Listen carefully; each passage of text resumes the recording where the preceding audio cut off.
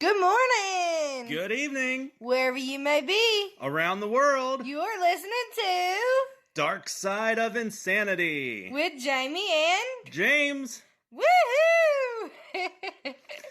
How are you doing today, Mr. Poston? You guys can call me Jester. Okay. So, Jester, can you tell us a little bit about yourself? Right. So I've been studying esoteric thought processes, metaphysics, the occult knowledge for about over 35 years now. I, for an entire decade, walked the earth, so to speak. It's a fancy way of saying that I was homeless and I hitchhiked across the country, traveling with the Grateful Dead, sideshows, the Rainbow Family, and a bunch of other different, locations and such. I've been called a number of things, from mystic to metaphysician to Hayoka to rogue subgenius, but there are only 3 titles that I claim for myself. So, what kind of, the titles that you claim for yourself, what made you claim those for yourself, and how did you get into the subject of metaphysical reality streams, and I can't think of the third one. Paradigm shifts. Paradigm shifts, yes. Okay, well, the titles that I claim for myself is Jester as one. It's not just a name; it's an occupation, and that is, I got that one. I chose that one due to the fact that I rewrote my personality, if you will. I woke up one morning and decided that I was not a nice guy. I was not who I wanted to be, so I decided to rewrite my script and live it. And a lot of people say, well, that's hard to do. You can't change your spots and stuff like that. Right. In essence, that is true if you stay in your hometown, because all those mistakes you made as growing up will follow you, and nobody will let you change. So you have to generally leave. And that's what I did. I basically adopted the term Jester and moved on to walking the earth. And everyone I met, I presented this as my personality, who I am and what I'm about, and they accepted it because they had no previous knowledge of me. So thus I became who I wanted to be. Second title is Adeptus, and that's someone, when you're dealing with occult matters and such, you have the apprentice, who's a glorified test tube washer. You have the initiate, who is first initiated into the cycles, and you can get to be a high-level initiate, and not move on. The third step is Adeptus, and the difference is between the initiate and the Adeptus is, an initiate reads the rotes. The Adeptus writes rotes, kind of thing. And the last one is Master, and that's somebody who doesn't need rotes whatsoever to do stuff. So, right. But yeah, that's generally the case. Why I started studying occult matters is healthy dose of sci-fi and fantasy as a child. To be honest with you. And then I discovered that, hey, there really are books written by quote-unquote masters, such as Aleister Crowley, John Dees, Abramelin, and their like. So I started getting my hands on those books and started reading them. They're not easy reads, just to let you know. Yeah, I've not really read anything by them, but I do know a little bit about Aleister Crowley. So what made you decide to start reading into the occult and subjects like Aleister Crowley and things like that? Well, Crowley was always stated, he was the first to pretty much come out of a secret society and bring his knowledge to everyday man. That was his main thing. He was part of the OTO. He was part of the Golden Dawn. He helped form the Golden Dawn, Um,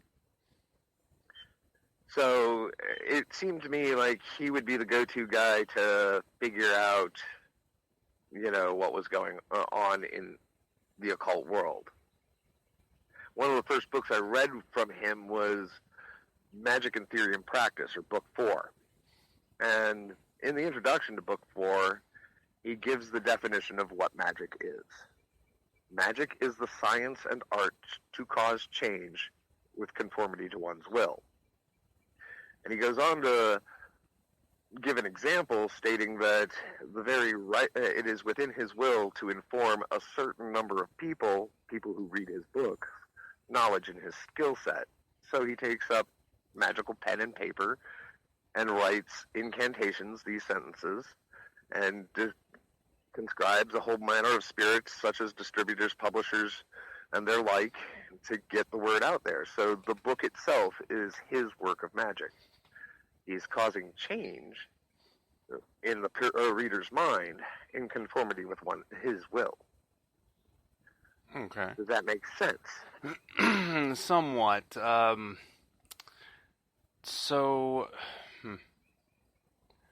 I think you kind of lost me. Basically, if it's your will to do something, if it's within your will to do something, you can visualize it, then that accomplishing that task is an act of magic, as long as you're causing change to occur. Now, some people will say, yeah, I can try to will myself to do or to be something like this, but it just doesn't come to fruition no matter how much I try, or it just doesn't work for me. So what would be the steps to try to make what you try to become of yourself into reality? Okay, take for instance myself. When I was coming up living in Akron, Ohio, I was a gamer, I was a geek, I was, at best description, a con man when it came down to it. It wasn't really that I was a con man. I just people did things for me that they didn't understand why they were doing. I went to a party one time. A guy walked in with a new leather jacket. I made the joke, "Hey, I'm going to leave with your jacket. Thank you very much." He laughed. I laughed. By the end of the evening, I was leaving with his jacket. Right. I didn't con him. I didn't pay for the jacket. He just gave it to me. He's like, "You deserve this bet more than I do." And I'm like, "Okay, thanks." So I got a bad reputation. And I have to say that I earned that bad reputation when it came down to it. Right. And one morning I woke up and looked at a black eye I had gotten the night before, well deserved, and said, "This is not who I want to be." Taking Joseph Campbell's Hero of a Thousand Faces book, realizing that we are the author of our own story. We decide what our story is. And how we react to everything that occurs to us. This is the essence. And so much of us give our power of change away. We believe we can't fix this. All the shitty things that have happened to us in our lives, we can't fix. And we carry that baggage with us.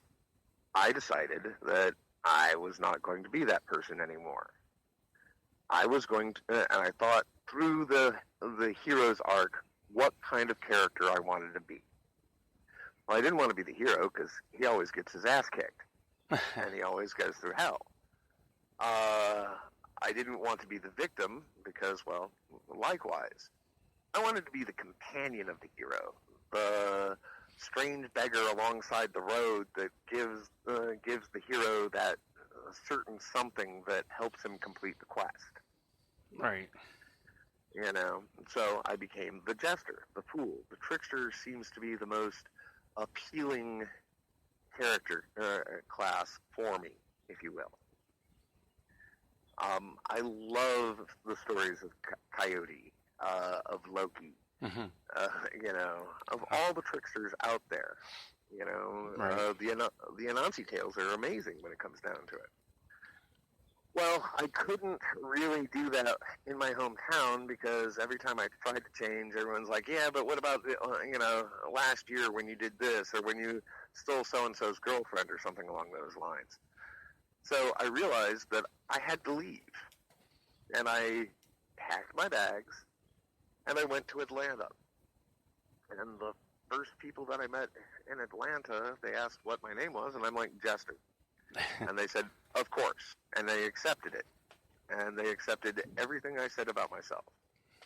And because I internally changed my perception of myself, I was that person. This kind of gets into the Hermetic principles. Okay. The I know nothing about that, so a lot of listeners probably won't either. If you could elaborate and explain a little bit about Hermetic principles for us. Hermetic principles are the basic laws that the universe works by. There are 7 of them with a bonus one, technically a mystery. Now, the first one is the principle of mentalism. The universe thought this all into existence. And since you are the universe trying to figure out what it's like to be you, you are also the universe. So you too have the power to change things with the universal mind. It's what the law of attraction and positive manifestation is based upon.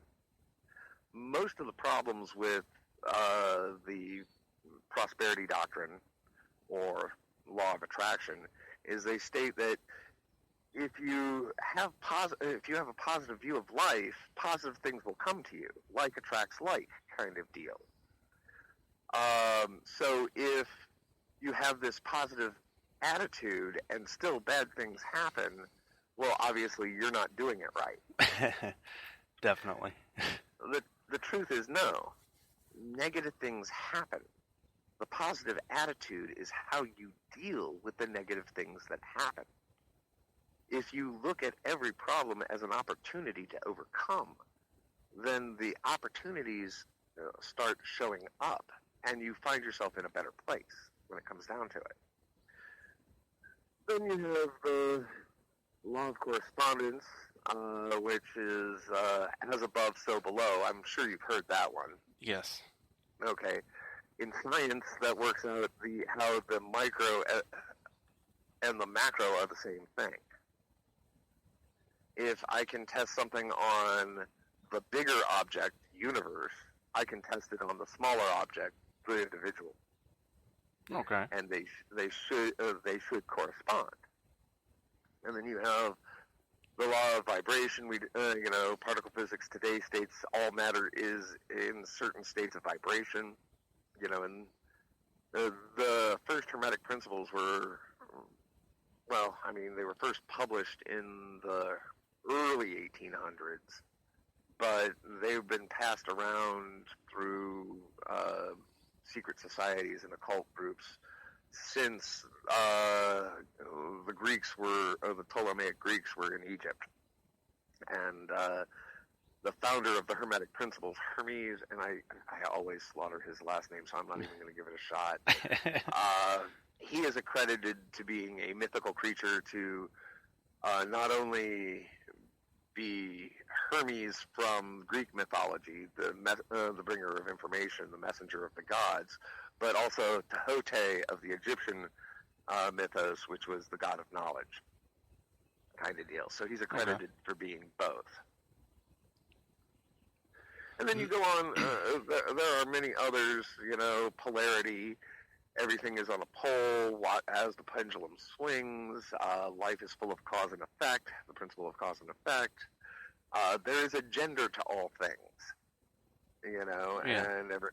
and I know in this day of gender fluidity and such as that it might be an arguable fact, but no, there are masculine aspects and feminine aspects, and both are equal. If you look at the yin and the yang, you've got a whole lot of good that can cause bad, and you've got a whole lot of bad that can cause good. That's what Right. the dots in the circles are. Mhm. So, and the last principle, which is unwritten, is talks about meta awareness, how aware you are of reality, the things around you, and how they all fit together. So, it got mainly into. All right, so wait, hold Okay. on, back up. All right. Metaphysics is not about magic, wholly about magic. Magic and magical thinking are a part of metaphysics, but metaphysics is the philosophy on how and why the universe works the way it does. Okay. Yeah, it's I was trying to look up to study what metaphysics was for the show today, and all I could find was things about stones and the powers going into the stones, and I just couldn't really No, see, grasp what it that's actually was. that is the New Age appropriation of the term metaphysics. Okay. Kant, the philosopher Kant, was a metaphysician when it came down to it, because he not only asked what something was, but what it was like to be that something. That's what metaphysics covers. I can test this as being a rock. Okay, I can tell you all the principles of that rock, if you will. What is it like to be that rock? What does it mean to be that rock?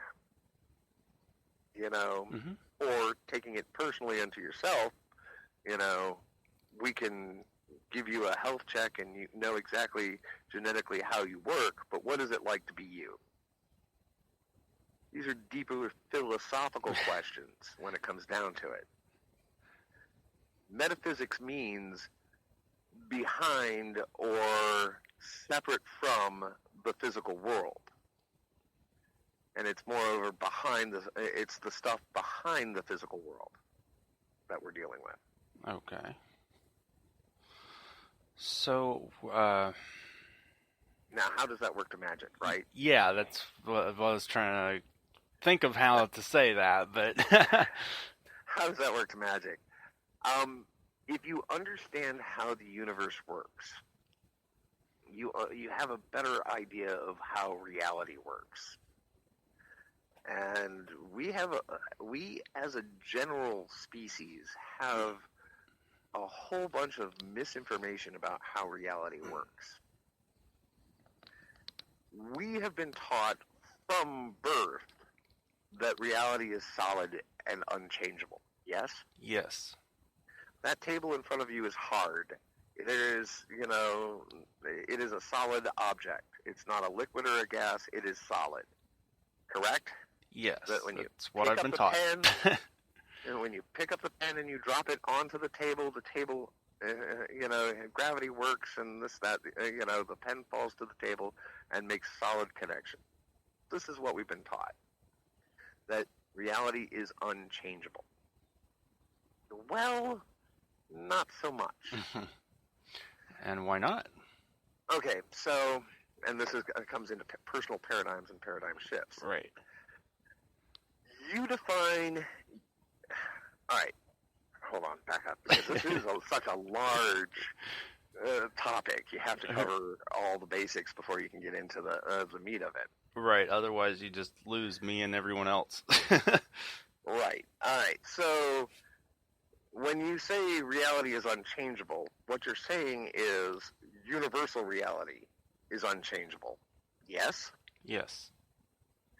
So what about personal reality? What do you mean by personal reality? Okay, so we know what reality is by our 9 senses. Okay.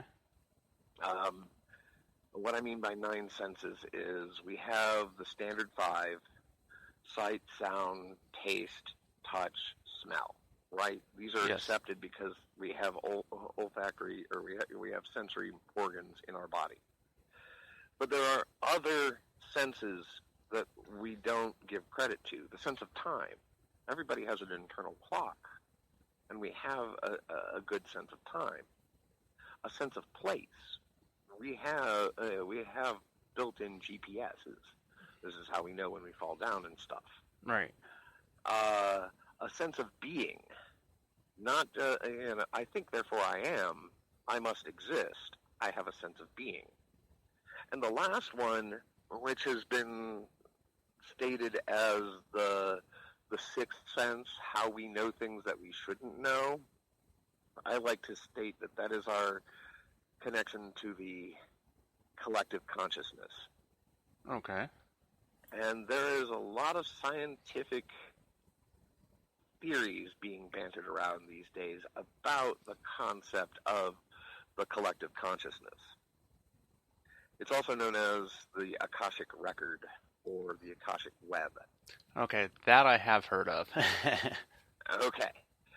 So the Akashic Record is supposedly all of your experiences that you have experienced, past, present, and future, recorded.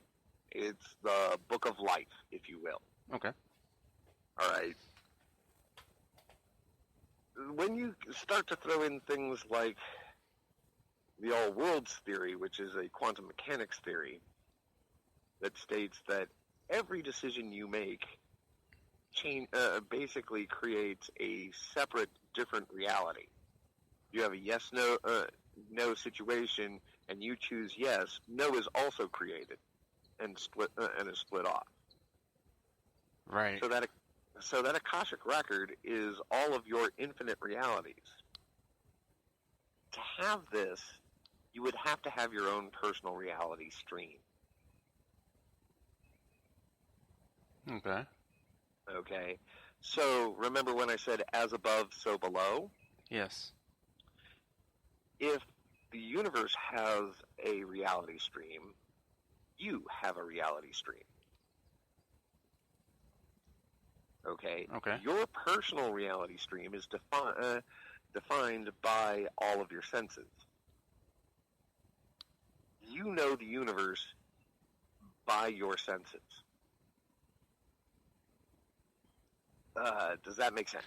It does. It's my universe is what I can usually see and feel and hear and touch, but you also have those secondary senses that you really haven't been paying much attention to. Yeah, like, don't think anybody really does. Well, now think about this. You have the people that have a great sense of direction. Hmm. They are attuned with their to their sense of the sensory of location. Somebody who is always on time has that connection to the sense of time. Okay. Egomaniacs, or people who are confident in who they are, have a great, strong sense of being. Meta-awareness is how all of these senses work together. Does that make sense? I would say yes, because me personally, I have a really bad sense of direction because I can walk, like if I'm in the city or someplace that I've lived for 20 years, I can walk 2 streets down and be completely lost. Yeah, in a moment of sleep deprivation a couple months ago, I got lost in my own backyard. So I know exactly what you're talking about. Generally, though, I have a great sense of direction. It's just that it was misfiring due to sleep deprivation. Right.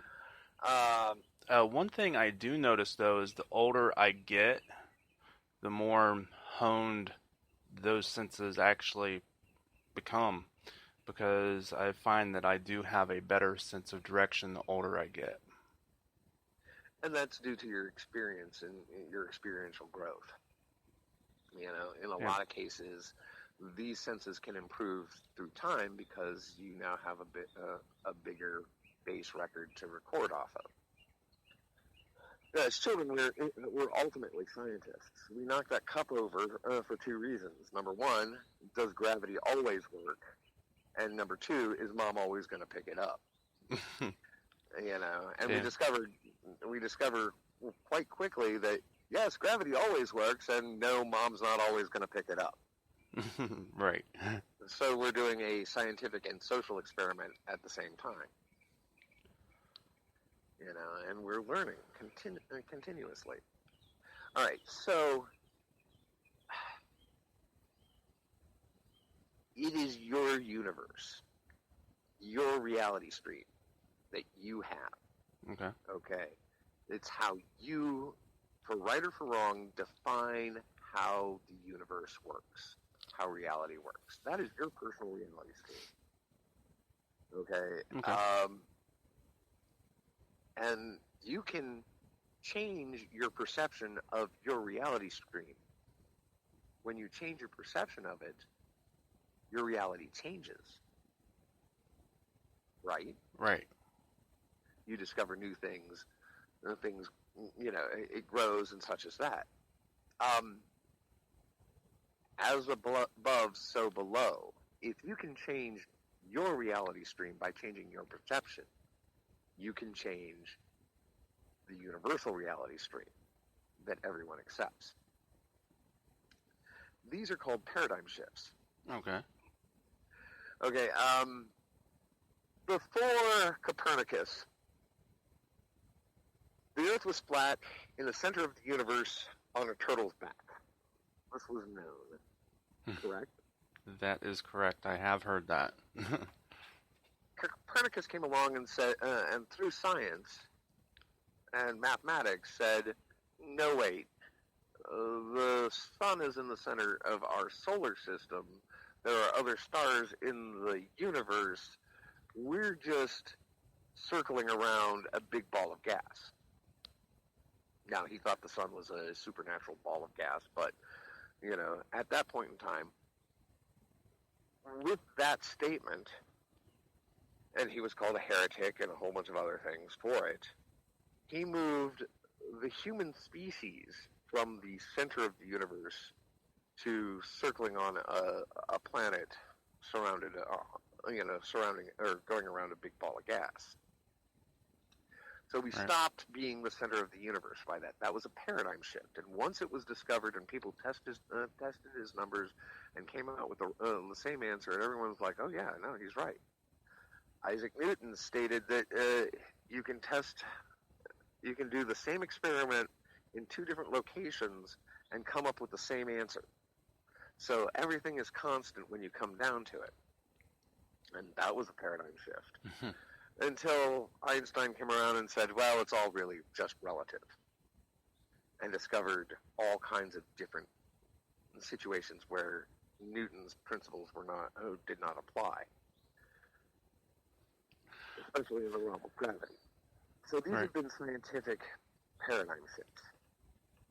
All right, which changed our understanding of the universe.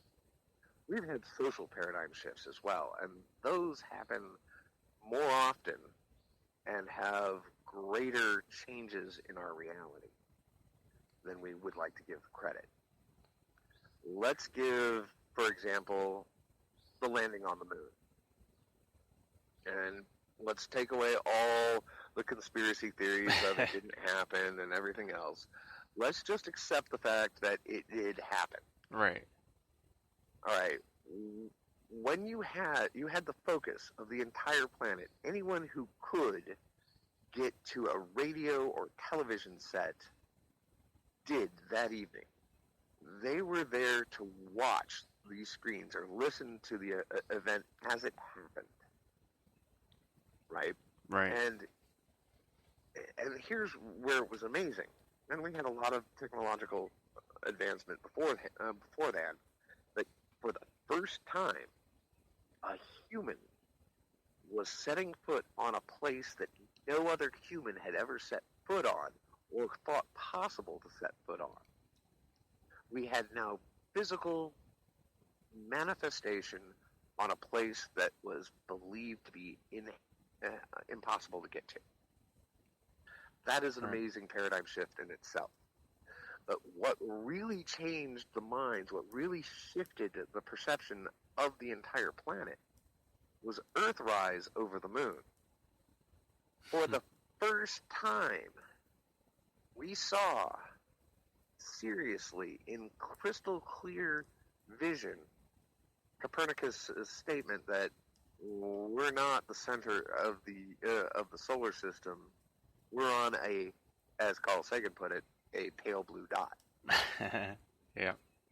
And if you think about what happened right after that, right after 1969, when we landed on the moon, what were the major movements that took place?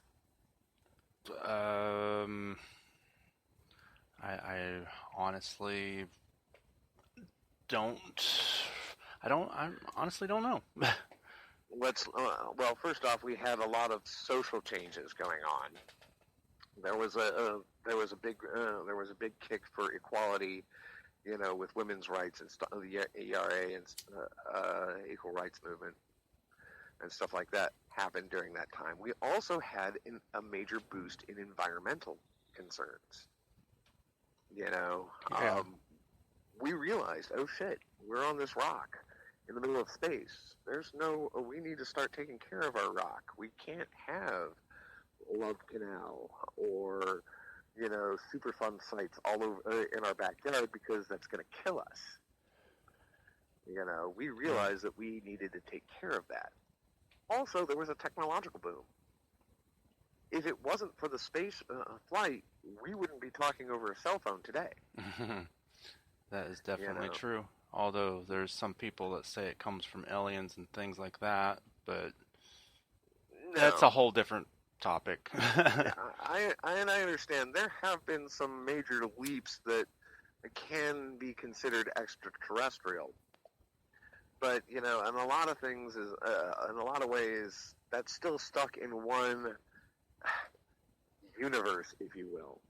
If the multiverse exists, it's more likely that we're getting information from other reality streams than we are from outer space.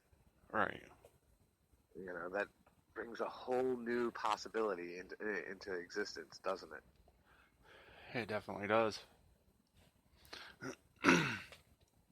So with major changes like that, like the moon landing and all those people watching all at one time, do you think that would, I know it's as you call it, a paradigm shift, but do you think that set into cascade a motion of other paradigm shifts? Oh yeah, most definitely. Okay, if you think about it, and here's moreover where metaphysics and the Hermetic principles come into the thing. You had the entire world focused on this one event, this focused set event in time and space. Yes? Yes. So everyone was clearly focusing on this marvel, this amazing thing. So the universal consciousness had clarity on this one event. Because of the moon landing, and you can trace through a bunch of other things, you could almost state that it helped with the fall of the Soviet Union and bringing down the Berlin Wall, another paradigm shift. Because during that time period, we were living in the Cold War, and at any second, some rogue nation might detonate a nuclear blast, and we'd have the day after scenario going on. Right. Where everyone's living, I was raised with the atomic ghost looming over our shoulder. My family looked at the doomsday clock, 4 times a year and went, "Holy fuck," Right. We've been so close to midnight, it's ridiculous. For so long. These were all positive things. These were all events that had focus, that everyone could look at and go, wow, we know what's going to happen next. We can see how our future can be brighter from it. And there have been unfocused paradigm shifts where the collective consciousness has no clue what to do or what to focus on. I maintain strictly that we are in the middle of a paradigm shift. It's not upcoming. It's happened. It's happening now. Right. So, was there any way to predict this, not the No. upcoming one, but the one that we're in? No, not at all. I'm sure you had people that were warning against it, but they were warning against possibilities of it. And, okay, so COVID-19 is a paradigm shift, and I know a lot of people will roll their eyes and groan about it, but it's the smallest factor of the paradigm shift, but it is the cause, the catalyst of it. Sure, there were epidemiologists back in 2014 that were warning about, hey, we're going to get a big flu soon, a big pandemic soon, and we're not prepared for it. Nobody took them seriously because it's the danger that they don't see that gets you. Right. So, You know? I know from personal experience, and I'm sure most everybody is like this. My family is glued to that TV every time the president comes on or the news comes on to see what's happening. Do you think that that's like what happened with the moon? Like everybody's just focused on it all at once? Yes, exactly. Everyone, this is time consuming. This is energy, attention grabbing. This is a problem, that everyone is like faced with. And here's the problem with this one opposed to the moon landing. The moon was focused. It was a fixed event. This we don't know crap about. COVID-19 is only 6 months old. It has been in our vision for less than 6 months. And it started in China, and we don't have all the proper information from China because it is a closed state and it wants to keep things controlled. But there's no controlling a virus. And when you have community spread of the virus, it's beyond anyone's control. The genie is out of the bottle. The problem is we can't define it. We don't know what the problem is, or the event is exactly. And you have a lot of plague deniers out there who are sitting down going, this is fake. More people die of influenza than they do of COVID-19, blah, blah, blah, blah, blah, blah.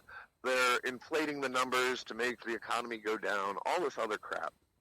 There is a shit ton of noise out there that does not help focus the universal mind, if you will.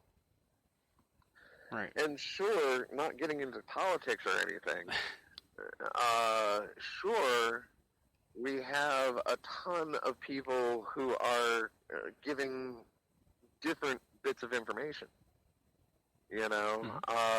conflicting bits of information, and no one knows what to believe at the time.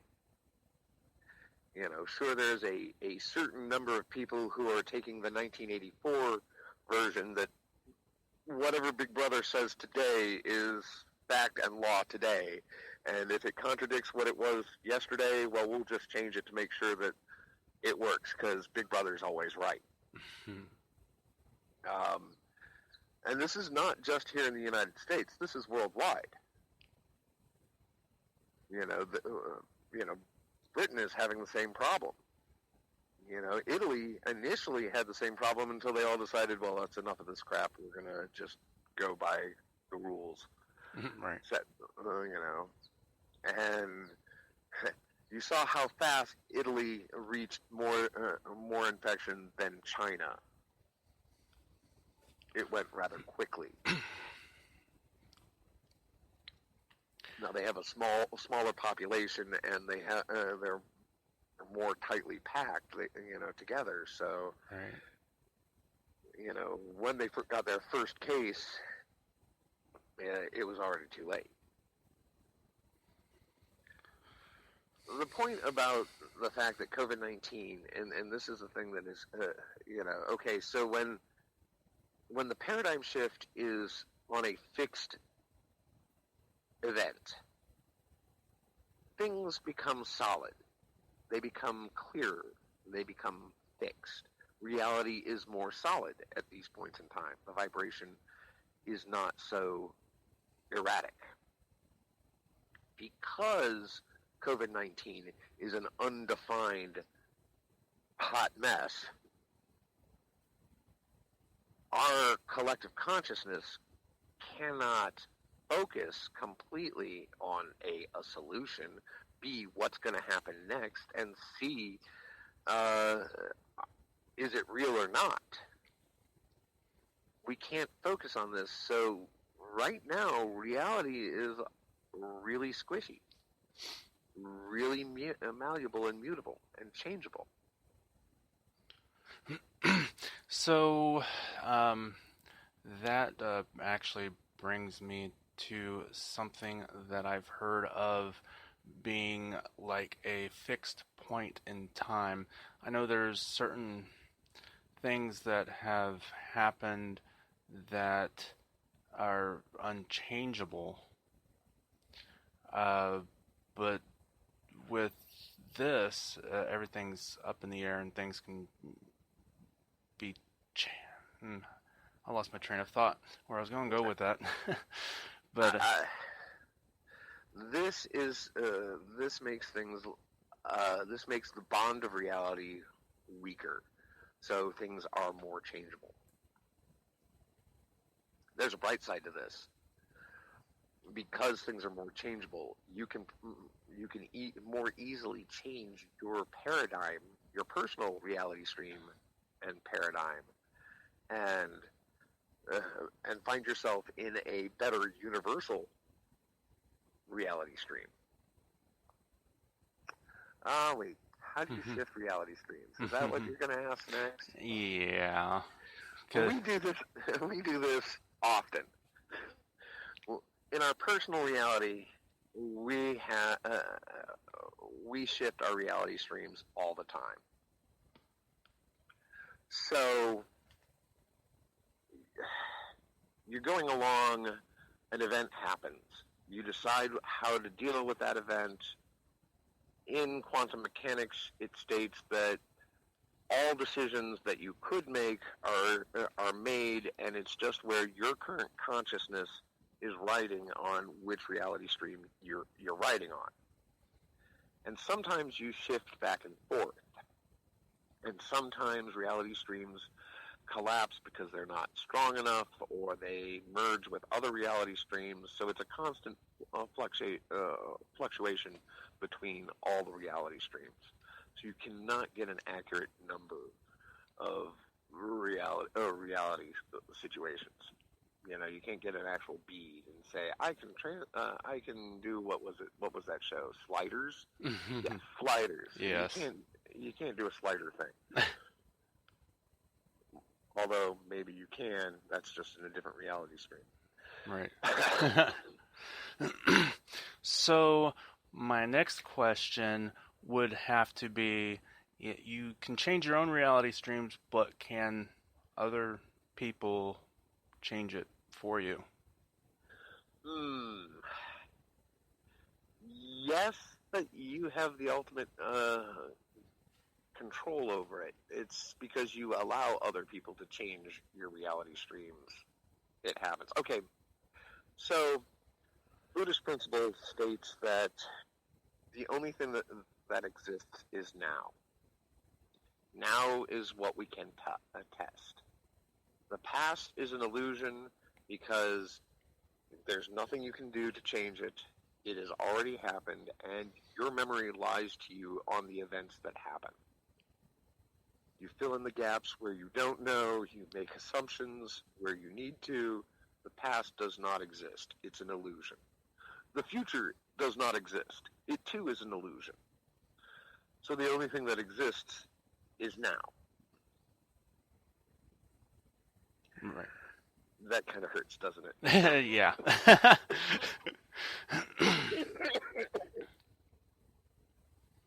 me, I know. It gives myself a brain bruise all the time. The Dalai Lama once stated that if you're depressed, you're concentrating on the past. Think about that for a second. Think about when you've been depressed. It's usually shit you've done in the past, yes? Yes, all the time. If you're anxious, if you're having anxiety, you're concentrating on the future. It's shit that hasn't happened yet. You're anxious and worried about these things. So if you're content, you're concentrating on the now. Since the now is the only thing that exists, your mind can accept what is happening now. And in a lot of cases, chemically, we're chemically predispositioned to think about the future or the past. And that's neurochemistry and such as that. It's not anything else other than that. Right. You state, you ask the question, getting back to the question, Mm-hmm. Can someone change your personal reality stream? It happens all the time. Everything's prepackaged today, from our breakfast cereals down to our religious beliefs. We don't take ownership in what we think or we believe. We accept prepackaged concepts left and right. It's what they advertise to us, and we buy it. Or things that you might hear, like on the news, hey, this is going to happen, and then you just accept it. Right. Or where you get your news from. Okay, most people love to listen to the choir. They get their news source from places that they believe are true because it's shared information, it's shared belief structure. Mm-hmm. Whether you're a conservative or you're a progressive, it depends whether Fox or MSNBC, and whatever it is, Right. Appeals to you. And when you have Fox sitting there saying that, the rest of the world is out to get our president, and the other side is the enemy, and all other news sources are the enemy of the state, those people who are predisposed to listening to that are going to go, oh yeah, of course, that's right, that is fact, that is law. Well, on the other side, they're selling the same amount of BS to the people who are consuming it. And it doesn't matter how much information you provide to them, proof to either side, hey, this is where you're wrong. They're not. Their cognitive dissonance is going to kick in, and they're going to say, I don't care, you prove to me, you have scientific proof that this exists, I'm still going to believe what I believe because I'm right and you're wrong. Right. We do it to ourselves. We allow the system to decide who we are and what we want and what needs to happen. And because we are divided, not just politically, but socially, philosophically, intellectually, we are a divided species. And this is not just here in the United States, it's everywhere in the world. So... Right. So, I'm not sure where I'm going with this question, but do you think that there are... I'm going into... Go ahead. Go down the wormhole. Yeah, I'm going pretty deep into it. It probably might even lead off of it, but do you think that there are, I want to say, people, or I know some people say shadow governments, or and I know it was trying to steer away from like New World Order and things like that, but do you think that they might feed information into the media to get it into people's heads to try to change the reality as we see it and perceive it, to make the shifts away from what could be and what could possibly be, to try to make it their own? They always have. See, it's not a new world order. That is a misnomer created by the quote-unquote new world order to, like, throw us off the trail. This is a new thing. No, this has been happening since the Alexandrian time period, even beforehand. There are Sumerian texts that talk about the shadow government above the government, so to speak. But you've been dancing around the term Illuminati. Yeah, I try to. Yeah, and I respect that, because automatically everyone sits down and thinks, there's this one Illuminati. No. There have been many Illuminatis, and they generally work against and for each other continuously.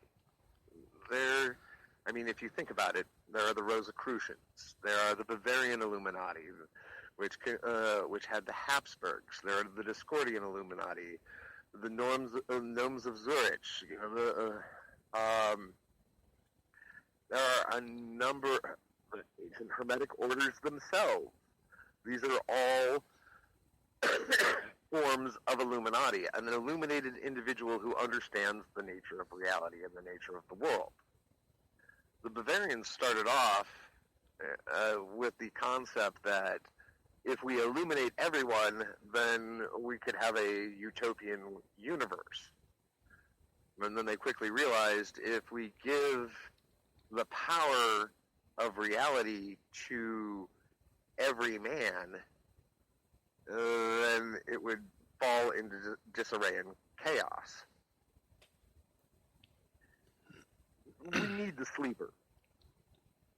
Okay? A lot of people are like, who are like, well, they're keeping all this information from us and blah, blah, blah. They don't want us to learn how reality actually works. The reason they don't want us to do that is the sleeper keeps things solid. If the universal consciousness understood that it could change up from down, lead into gold, this kind of stuff, it would send our delicate physical world into chaos, which some would like. Yeah, but you would not be able to hold on to anything, and it would tear itself apart. So yes, they have been controlling. Now, the big thing that annoys me about most conspiracists and conspiracy theories and such as that is the first thing they do when you ask them, well, why would they do that? They're like, well, follow the money. The Illuminati created money. Money is an illusion. It is just a physical representation of an idea. It covers only 2 of the 3 realms of existence, according to the Hermetic principles. Those 3 realms are physical, mental, and spiritual. Money has nothing to do with spiritual when it comes down to it. It's an intellectual idea that has physical representation. They don't need money. They made money. Power. Oh, yeah, power. Well, power is wholly a human thing. Power is force and energy combined in the natural realm of things. Without the human existence, power does not exist. Power is an illusion just as well. Reality as we know it is an illusion. Life as we understand it is an illusion.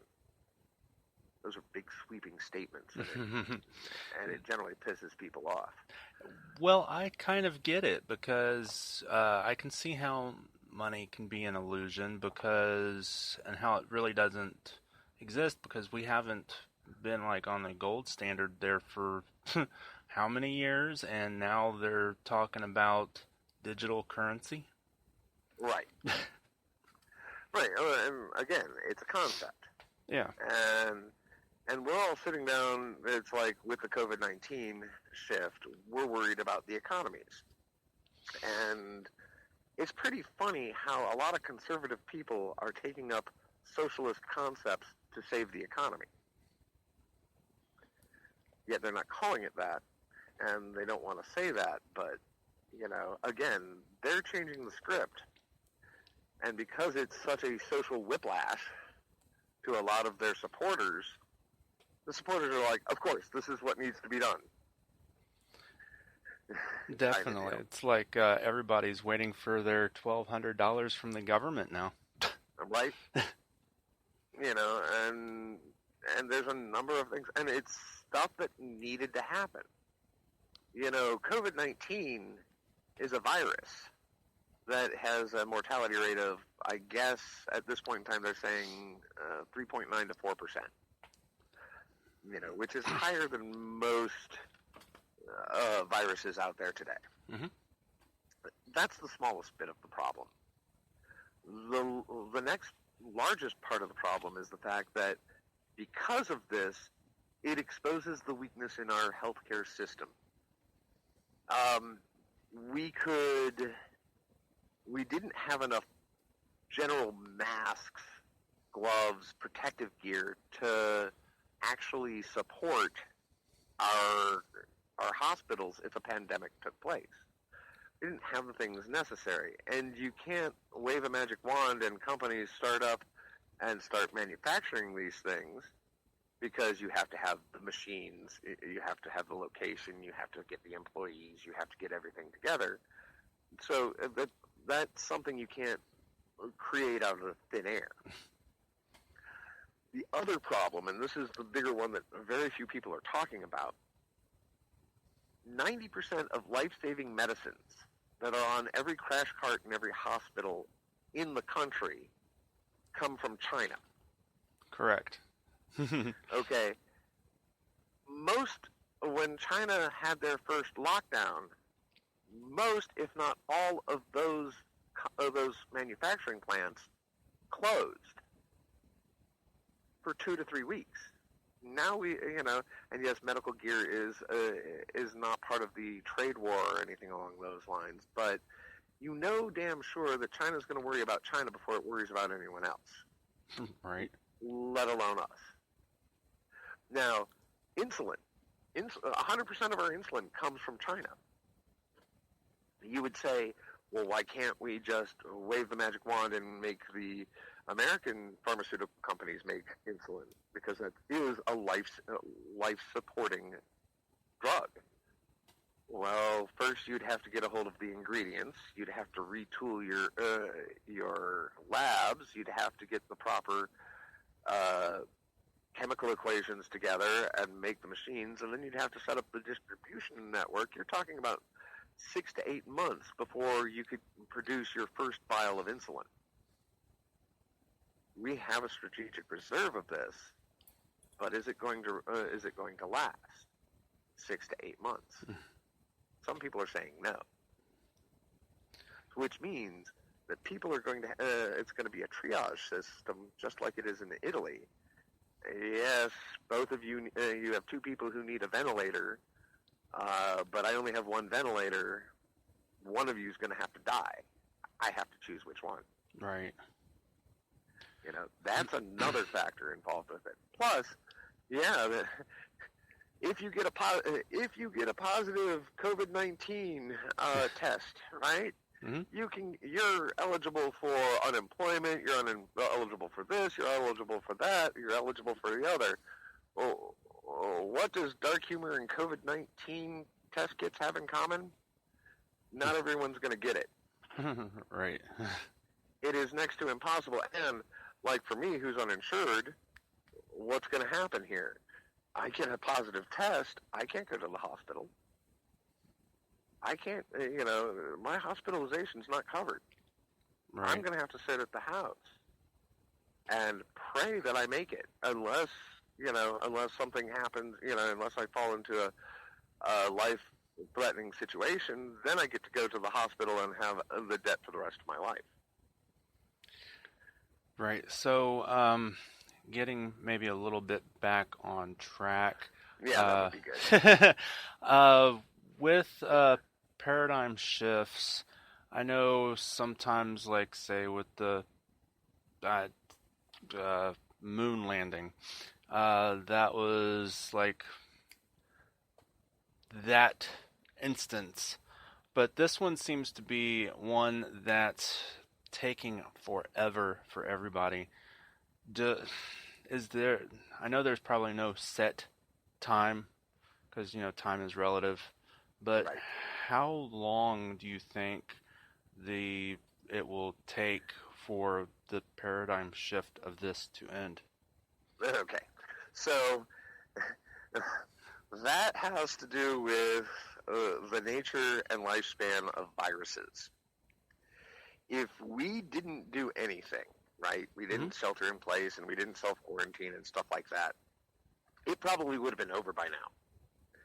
Granted, we would have lost millions of people, and our healthcare system would be totally trashed, and it would be very apocalyptic, if that would have happened. But the virus would have fed off of all the vulnerable population and would have died out, and everyone would have been exposed, and those who survived, hooray.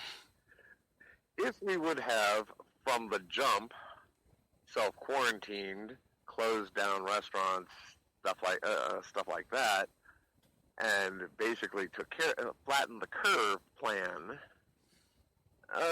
it would last for maybe a month more, 2 months more, at the most. But we wouldn't have had so much death. There wouldn't have been so much chaos.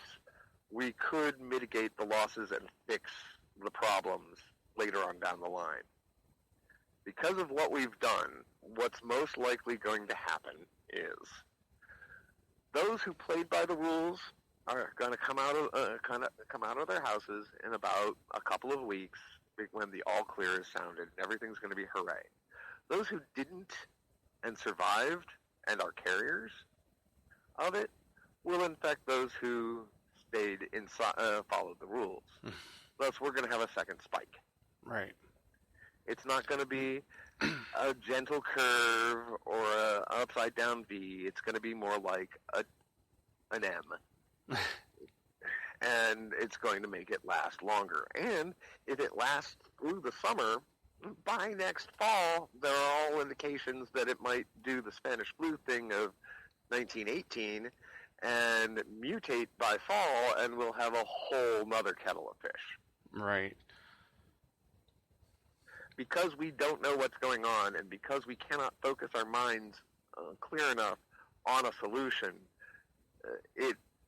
there is no determined end in sight.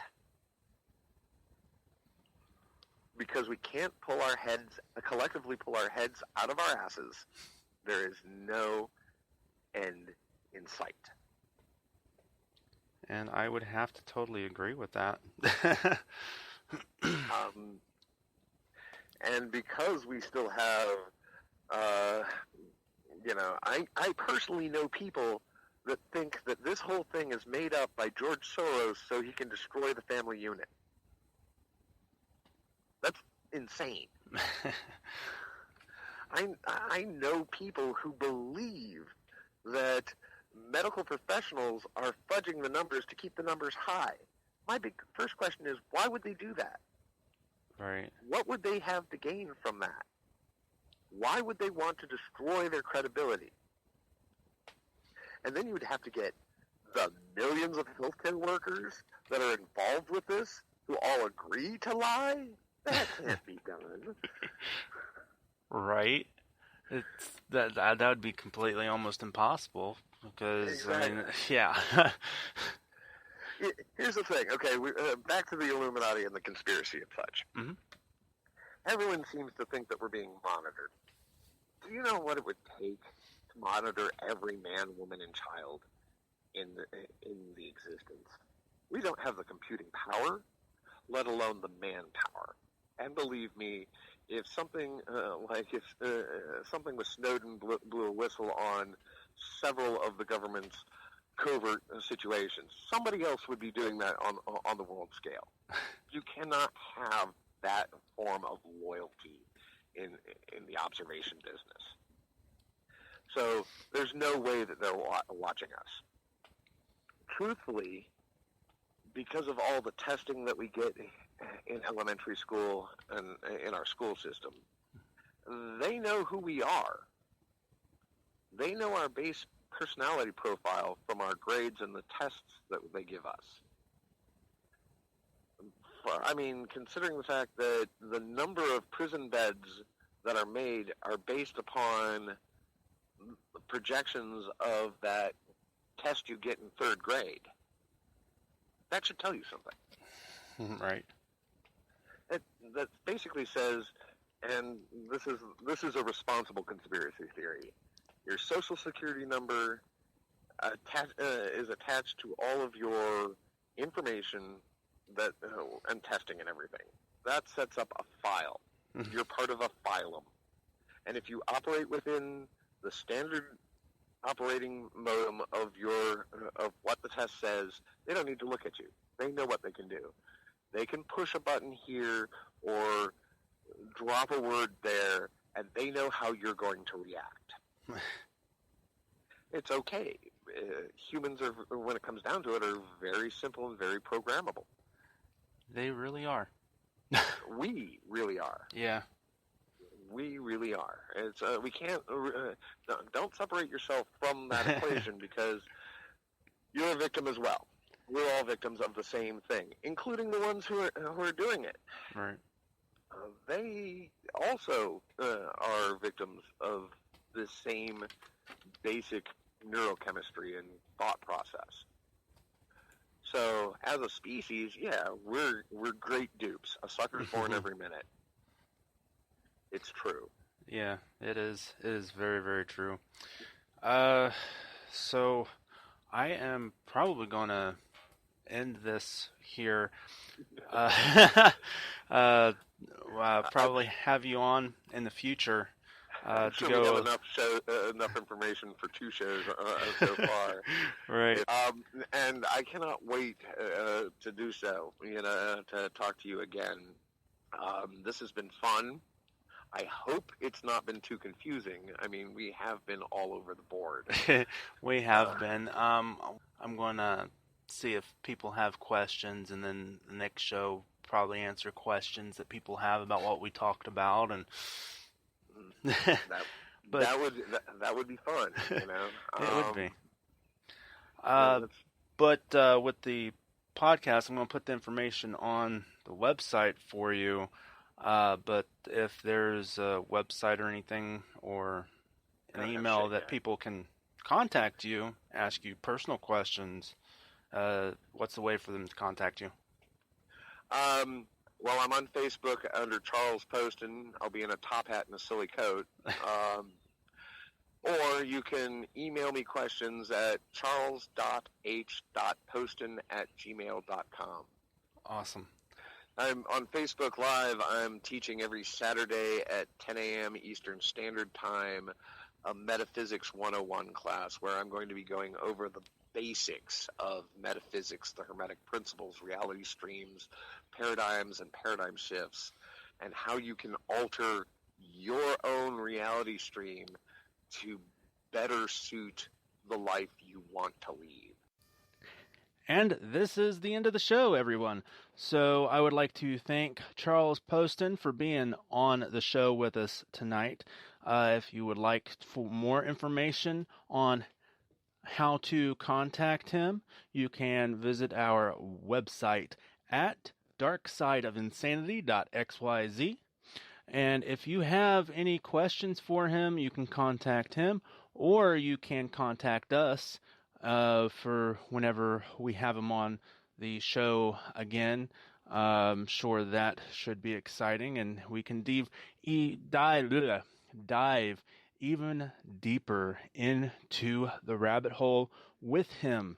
So thank you, and we air every Monday, Wednesday, and Friday, 11 p.m. Central, 12 o'clock Eastern, and we'll catch you on the flip side.